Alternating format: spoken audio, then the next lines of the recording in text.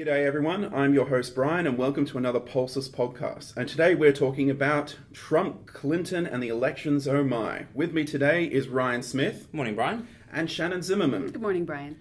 So the conventions have happened. We finally have, without a doubt, the candidates for the major parties.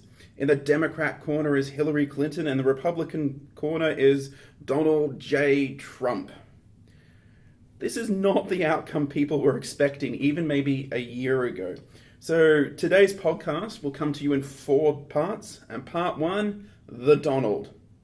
How the hell did he get elected as the Republican nominee for president?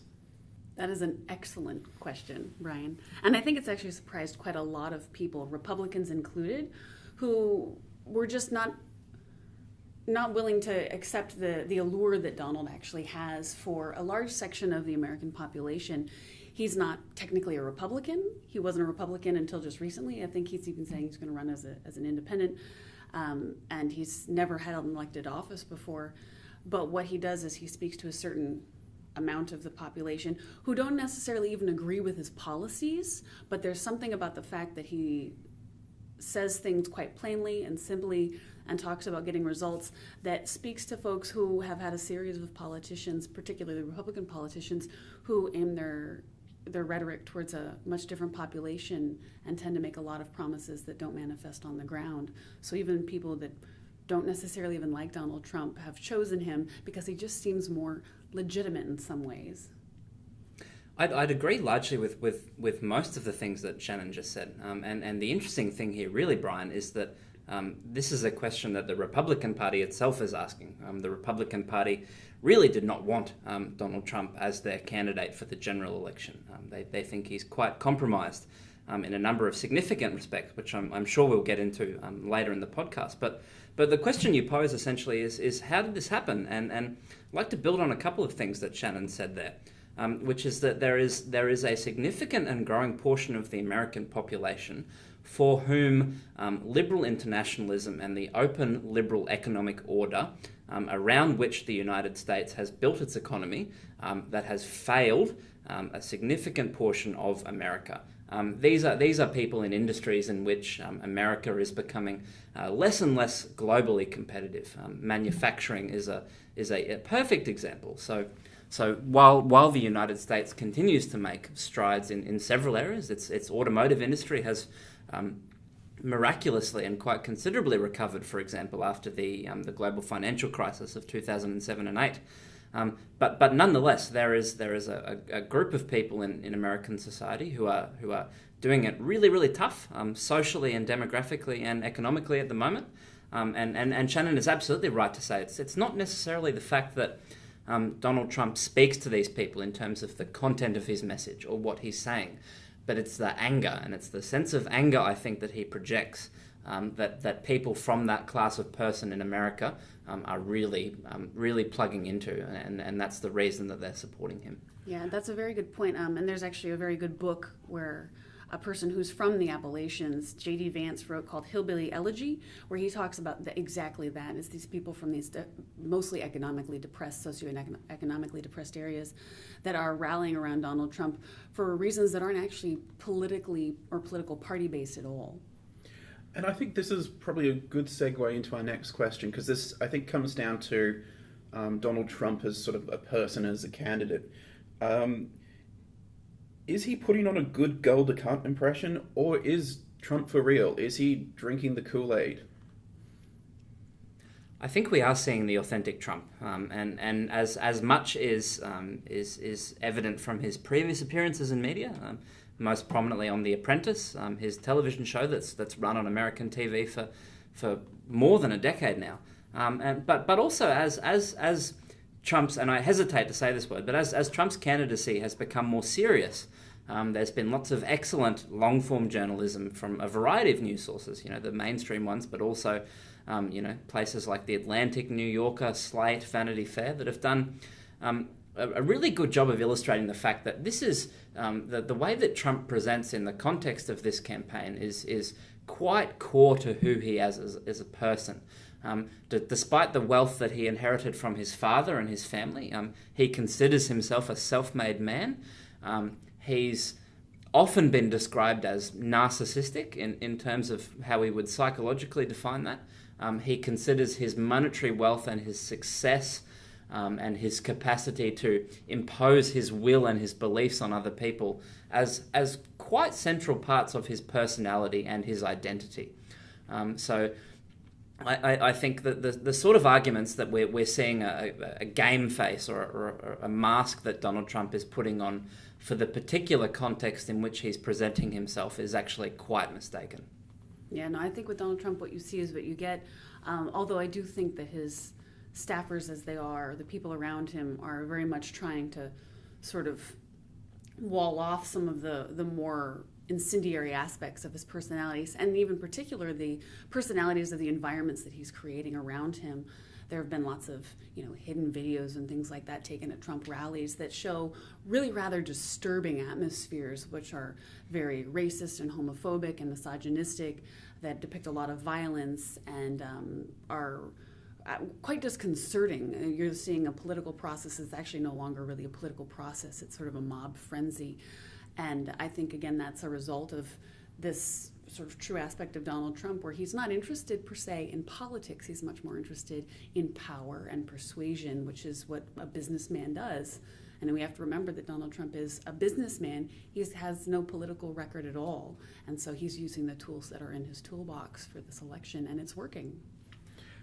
I think Shannon makes some really good points there, and she's absolutely right. And all that I could really add to that is that we've seen this dynamic play out during the primary campaigns, whereas Hillary Clinton, for one, but also a number of the other potential, and now failed Republican nominees, Ted Cruz, Marco Rubio, even John Kasich. We're seeing the difference between how those campaigns, including Hillary's, were and continue to be run relative to Donald Trump's. Now, Donald Trump may or may not be quite a successful businessman, depending on whose sets of figures that you believe. But the fact of the matter is that he doesn't have the institutional environment of seasoned and experienced political staffers around him that the other campaigns do. Now, this has caused him all manner of problems. It hasn't necessarily caused him a lot of problems with his core base of people who are already concerned with and dismissive of these political processes and the amounts of organisation and money and funding and theatre, if you will, that goes into the primary process. But he doesn't have these people around him that are capable of convincing him to mediate his messages or present in a different way in different contexts for different audiences. So it's one speed all of the time, and I think this will continue to be a factor as we move from the primary process to the general election. I think that's one of Trump's campaign's biggest weaknesses, is that lack of stage management. And that's a really good point, Ryan. And I think that segues us nicely into this sort of next question, because it's all about Donald Trump's character. Now, it's almost been a part of the campaign that each week Donald Trump has offended another group of people, and it hasn't dented his appeal at all. In fact, we actually see popularity spikes. But earlier this week, he actually went after the family of a dead, well-regarded American soldier. Is this finally the line? Has he actually found the point where he can't be offending this group of people? Yeah, I don't think he is as bulletproof as he seems to be. So every time he's crossed one of these lines with comments he made, going after that journalist with a physical disability, that did damage him to some extent. Now, of course, a lot of times it damaged his standing with people who already weren't going to vote for him. But there are always subsets of his own supporters who are going to have a more personal relationship with those kinds of people that he offends, and that makes them pause and step back. And this last gaffe with the American soldier was, I think, huge, because that's one thing that almost every American is incredibly patriotic. We may not agree with our government, we may not always agree with what it does, but we love our country and what it generally represents, and our soldiers are representatives of that country. And this young man made the ultimate sacrifice, and his family has had to, live without him because he died for his country. And I really doubt there are a lot of people in the U.S. who, even if they didn't agree with the war itself, will not support the fact that, he did something incredibly honorable and should be respected for that. So I think Donald Trump did cross a big line, and you'll notice that higher level people, even in the Republican Party, are publicly stepping away and saying, I'm going to vote for Hillary Clinton, or I can't condone or support this. I know John McCain has said some things. And I think you're also going to have a lot of people in his own voter base, because a lot of the hardcore Republicans or Trump supporters are also military or have military family members or have a great respect for the military. And that's going to damage him more than I think he realizes, if that's something that people remember. But again, with elections, next week something else might happen, and that may fall by the wayside. So it all depends on, where we are several months down the line when that actually takes place. I think this is a really interesting set of events that we've seen at the conventions in the last week, and obviously, like as Shannon rightly notes, with the extent to which Donald Trump is used to, and people are used to him saying outrageous and offensive things, it becomes very difficult to analyze that as a scholar or an analyst to say, well, is what he said this time any different to all of the other offensive things that he said, and only time will tell as far as how this affects his polling numbers and the tenor and the things that are brought up for debate within the context of the general election. But I do think we have seen quite a turning point for all of the reasons that Shannon mentions. The respect for people who have paid the ultimate sacrifice of giving their life in service in the American military is a norm or a standard that one really only crosses at their own danger in American political discourse. And this was an incredibly powerful speech. If I can read you just the core of what Khizr Khan said, who was the father of this American sergeant or captain, I think it was, who died preventing deaths to his fellow soldiers in the war. He says this, says, Donald Trump, you are asking Americans to trust you with our future. Let me ask you, have you even read the US Constitution? I will gladly lend you my copy. In this document, look for the words liberty and equal protection of law. Have you ever been to Arlington Cemetery? Go look at the graves of the brave patriots who have died defending America. You will see all faiths, genders, and ethnicities. You have sacrificed nothing and no one. Now, it's very difficult for us to throw light on how well or how poorly this was received by Trump's own supporters.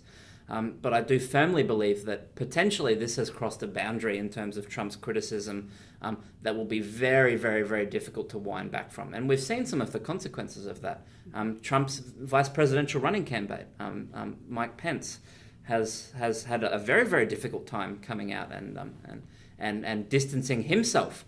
It's very, very unusual in the context of even an early presidential campaign that a president's running mate, the vice presidential candidate, literally distances themselves from a statement made by their colleague.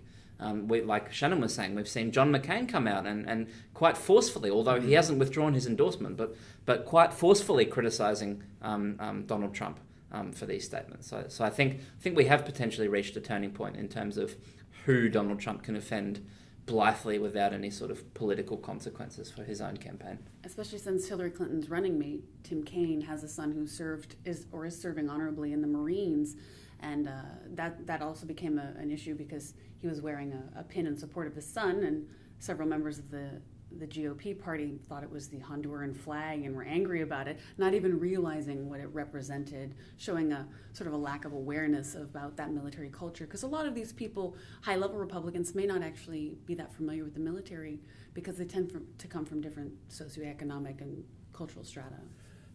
So now we could spend an entire podcast just talking about the Trump, but he's only one part of this entire analysis. So let's take a little time looking at Hillary Clinton. So Hillary has made history as the first female candidate from a major political party, not just, there have been others from other political parties, but the first major one. But she faced a tough fight on her left flank by Bernie Sanders during the nomination period. So why does she have a problem with that side of her party? I think the main issues there arise from that are because she's establishment. One of her strongest points is that she has this massive amount of experience. She's one of the most experienced candidates we've had run for office. You know, she's been the First Lady, she's been Secretary of State, she's been in Congress, but because she's so deeply embedded in that establishment, some of her funders are some major banks and things like that, it really disturbed quite a few especially the younger generation, who were not happy with the establishment. You saw the beginnings of that with the, 99% down with Wall Street kind of movement. And that is a fairly large subset of the American population that still feels really disenfranchised. These young people that have massive amounts of student debt owned by some of the very same banks that maybe Hillary is being funded by. And so I think that push was from a much younger generation. And even though Bernie Sanders is older, he speaks back to the ideologies that those people, feel akin to, whereas Hillary is much more mainstream. I think that it's not impossible for those two sides to come together in the middle, as long as they can avoid that divisive rhetoric that has popped its head up from time to time. Now that Bernie Sanders seems to be more openly supporting Hillary Clinton, I think some of his main agenda items, like the minimum wage, can make themselves onto her platform, and you will end up with some more continuity between those two parties. So it is an interesting. Bernie Sanders came out of nowhere, so that's an interesting thing that happened. And I remember when I heard of him the first time, I was like, the senator from where? The who? I had no idea who he was. And if you look at his policies and Hillary's, they're actually not that different, but the priorities within those policies are. So this is perhaps one of the most pernicious parts of US politics, but many electoral systems as well, is it's very easy to be criticised for having not enough electoral experience, and very easy to be criticised for having too much electoral experience, but very rarely is it the case that the voters make the judgment that you've got the right amount of electoral experience. This was also a problem in the 2008 primaries for Barack Obama. He was only a second-term senator at the time from Chicago, and that was levied against him as a criticism. But I think the gravamen of the problem that Hillary Clinton faces is that because of the breadth of her explicit political experience, that also brings with it a large back catalogue of decisions and stances that can be critiqued. And in particular, too, some of the things that she did after leaving office as Secretary of State under Obama's administration in his first term, and when she's come back into politics, have been really interesting to study. Hillary Clinton's challenge was remaining relevant and partially in the public's eye and doing lots of things, philanthropic things mostly. But biding her time and not running into any trouble before she chose to make a run in the 2016 campaign. One of the things that has popped up quite regularly and has formed part of the sustained criticism from the Bernie Sanders bloc in the Democratic Party and otherwise is that not only is she part of the political establishment, but she's part of a class of people. The Clintons are incredibly wealthy. Notwithstanding and I don't doubt this, but notwithstanding their claims that when Bill Clinton left office, their family was quite broke. But they are very wealthy. One of the things that has come up consistently as criticism is that when Hillary Clinton was a board member of Walmart, which is, I believe, the largest employer in America, and also run and owned by a very, very wealthy family, she did very little to stand up and advocate in the context of that, those board meetings and in her position for better wages for Walmart employees. So this has left her open not only to criticisms that she's part of the political establishment, but that she's also failed to use her influence, to affect change where it's needed the most. And throughout the primary campaign, I think those areas of conflict, particularly around minimum wages and healthcare and other things, is where Bernie Sanders' criticism has found a home most effectively against Hillary Clinton. So Hillary Clinton, as well as being the first female nominee of a major political party, she's also the first spouse of a president to really sort of run. So this means that we can actually ask the question, Bill Clinton, is he an asset or a liability to her campaign? That's an excellent question. Both. He's absolutely both. He was incredibly popular as a president in terms of foreign policy, but not particularly popular domestically, of course, because of the Monica Lewinsky scandal and other policies. Although he is a very, very intelligent political operator, and he has quite a few allies. He's also got the same number of enemies, although I think you would be hard-pressed to find someone in Washington, D.C. that didn't. So that's I think it's a six of one, half dozen of the other. His philanthropic work after he left office is definitely, I think, a benefit. They have done a lot with the Clinton Foundation, which has done some exceptional work. So I don't know. I think that's going to be decided, to be determined. We've learned just by looking at Michelle Obama that the spouses of presidents can be incredibly influential. So it may be a factor in people's minds at how much they want, a Clinton point two. I think those are all very good points, and I absolutely agree that Bill Clinton is both an asset and a liability. The feedback from he was one of the speakers, along with Michelle Obama, Barack Obama, and Hillary herself at the tail end of the Democratic National Convention last week. And his remarks to the assembled crowd there have generally went down pretty well. He began his speech by saying, "In the spring of 1971, I met a girl. The first time I saw her, we were, appropriately enough, in a class on political and civil rights. She had thick blonde hair, big glasses, wore no makeup, and she exuded this strength of self-possession I found magnetic."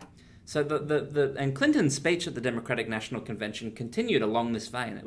It was him recounting how he met and fell in love with this woman who is now running for president. And I think that was particularly powerful in the sense that it's plastered over a little bit of a hole in Clinton's campaign, is that she's quite rightly, because of her political experience, she's seen as a bit of a policy wonk. And that came out in Clinton's own speech. She said, I'm the person that you want to wake up at 3:00 in the morning with that phone call with an emergency overseas, and she repeatedly stressed that she sweats the detail. But equally, this has been one of her weaknesses. She doesn't have the rhetorical skill and force that Barack Obama does, or his charisma. So in the sense that Bill Clinton's speech to the National Convention was able to humanize Hillary Clinton a bit and tell the story of her personal attributes and her passion for helping people, I think that was profoundly helpful for the campaign. So in that sense, I think Bill Clinton was certainly an asset to the campaign, at least at that stage. Talking about policy, one of the things that a lot of people talk about with Hillary Clinton is that she seems to have maybe a more interventionist foreign policy. She voted for the Iraq War and sort of issues like that. So is this something that will sit well with the voting population? And is it a good thing to have another interventionist US president after the disaster that was the Bush intervention years? I think it would be naive of Americans to think that we will be able to live in a world where we don't intervene in things, to be honest with you, simply because this world is far more connected now, and the threats that we face are transnational. They cross borders. Terrorism crosses borders. Illnesses like Ebola cross borders. Climate change crosses borders. We need to become involved. As long as we do that in a respectful and equal way, I don't see that it can be avoided. And I know that Clinton's past with the Iraq War is somewhat problematic. We can't really compare it to Trump because he has no voting record to look at. But following the isolationist sort of policies that Trump is advocating, I don't think is actually feasible. So I think yes, people will be leery of it. We have quite a few problems in America right now that we need to take care of before we address things. But I can't imagine that folks would say we can ignore these now that we've seen that some of them are simply unavoidable. I would even go a little bit further and suggest that the characterization of Hillary Clinton as an interventionist is perhaps not warranted. And that she did vote for the US to go to war in Iraq. So did many Democrats. Many Democrats sided with the Bush administration on this issue. Her tenure as Secretary of State in Barack Obama's first term was largely taken up by attempting to find ways to resolve the conflicts in which the Obama administration, with Hillary as a member, as Secretary of State, were already embroiled in, thanks to the legacy of Bush. So in 2008, the wars in Afghanistan and Iraq were still going on. There were still significant issues in terms of combating pockets of extremism and pockets of recurring violence and instability in both of those places. So this is obviously pre-ISIS too. I think the administration's goals in those years were to try and draw down those conflicts as much as possible. Different courses might have been taken at different times, but I don't think we have enough evidence available to us to necessarily suggest that Hillary would be a particularly interventionist president. I think she would actually be, given her experience, I think be quite pragmatic and quite open to the advice of her colleagues and the people that would surround her in the White House, which is perhaps more than we could say for Donald Trump. Okay, so we've talked about Trump, we've talked about Hillary, so let's talk about November, the big election time. Given we have seen key members of the Republican Party, Paul Ryan, Ted Cruz, and John Kasich, start prepping for a presidential run in 2020, and given that the Electoral College is really stacked against him, you know, California gets 55 votes and things like that, can Trump actually win? Should I tell you what I think or what I hope? A little from column A, a little from column B. I don't think he can, to be honest with you. If you look at the polling numbers, that yes, seems to have a lot of support within the sections that they poll, but they're polling certain specific groups of people. When push comes to shove, I don't think he can win. And simply because he appeals very strongly to a small group, but his broad appeal just isn't there.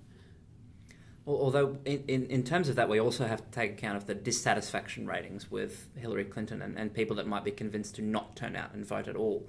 I'm not familiar with the algorithmic side of these things, but there are a number of prominent bloggers and analysts with very good track records of predicting these things, like Nate Silver at 538, who has the contest very close, within a couple of percentage points on a primary basis. Yeah.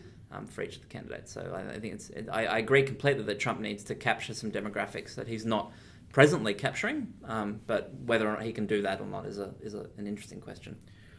And I think this segues into sort of like a final question in this sort of area. Will this election bring the US together, or will it be another thing ripping it apart? Because there's been a lot of divisive politics happening, a lot of divisive things that have really sort of fractured the political system and made the negotiations within Congress very difficult and things like that. Will this new president be able to fix that? That's a very good question, and I think part of it depends on who ends up winning.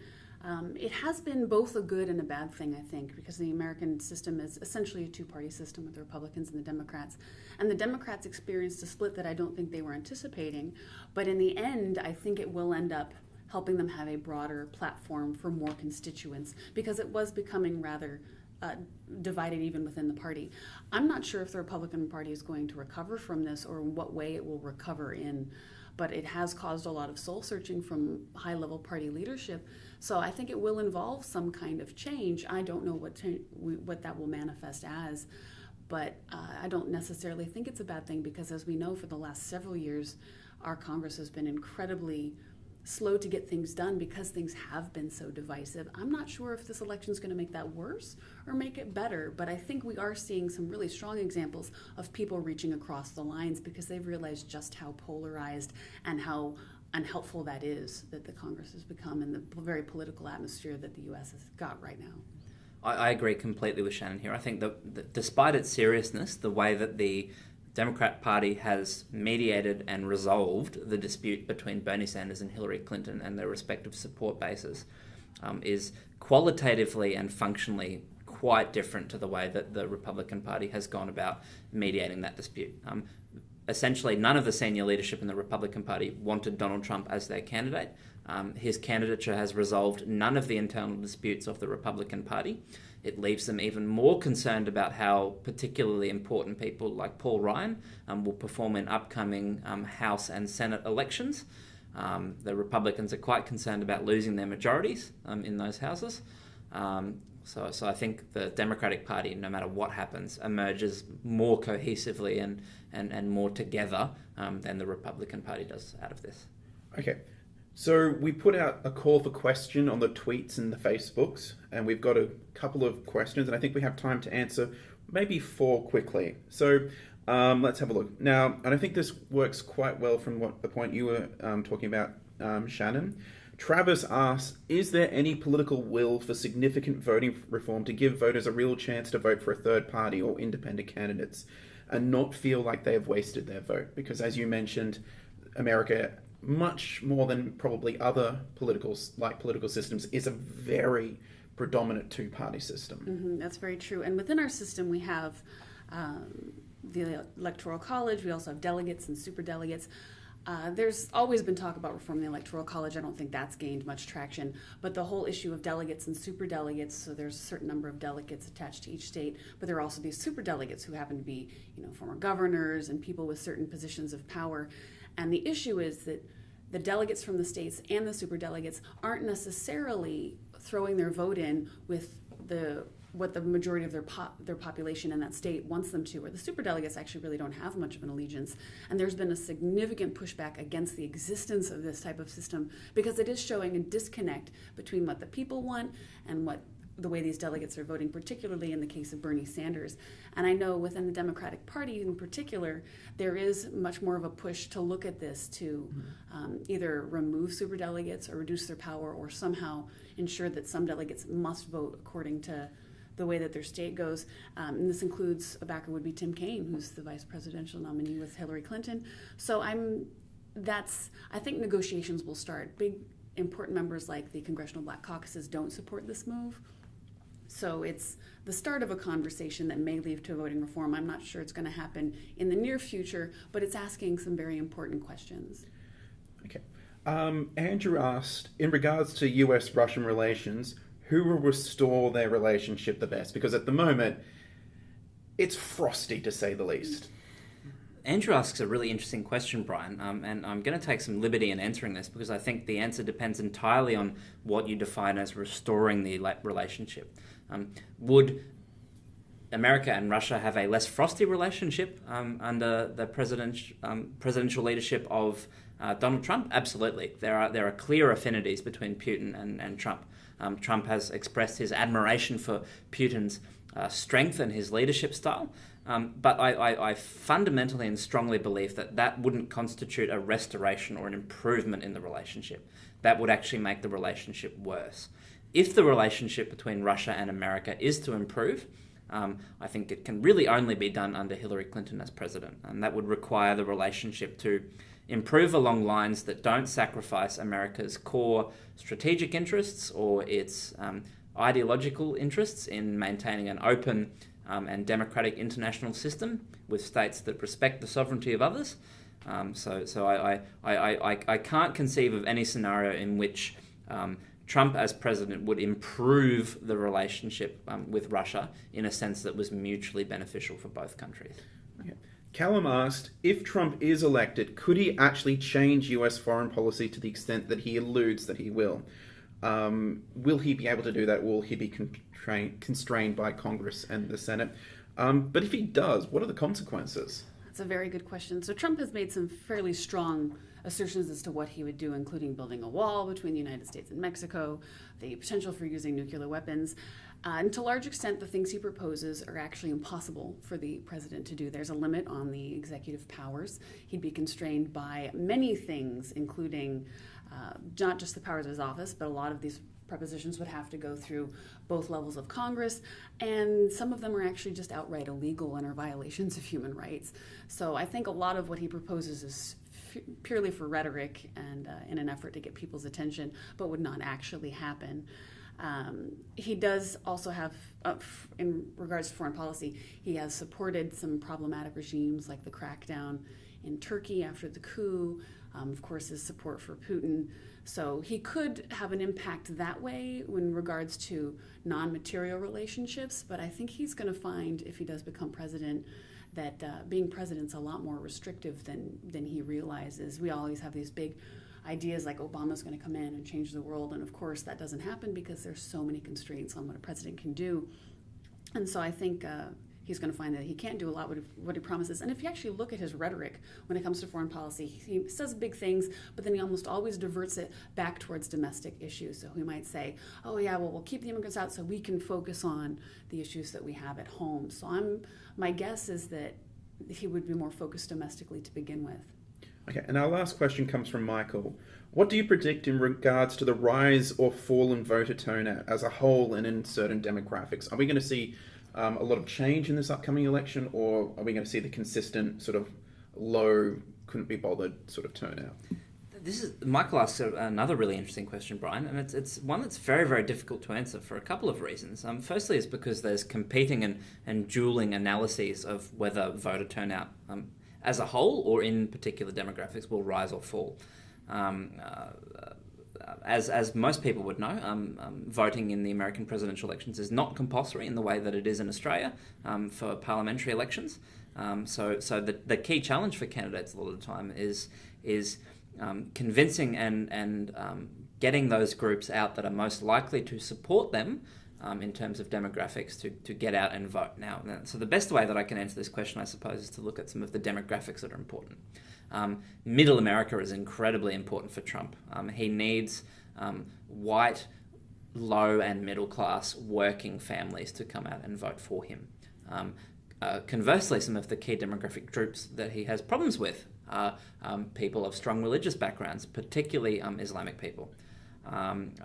African American and Hispanic voters are other demographic groups that, by virtue of some of his contents, his support for war and law enforcement has made him quite unpopular with African American activists, including the Black Lives Matter movement.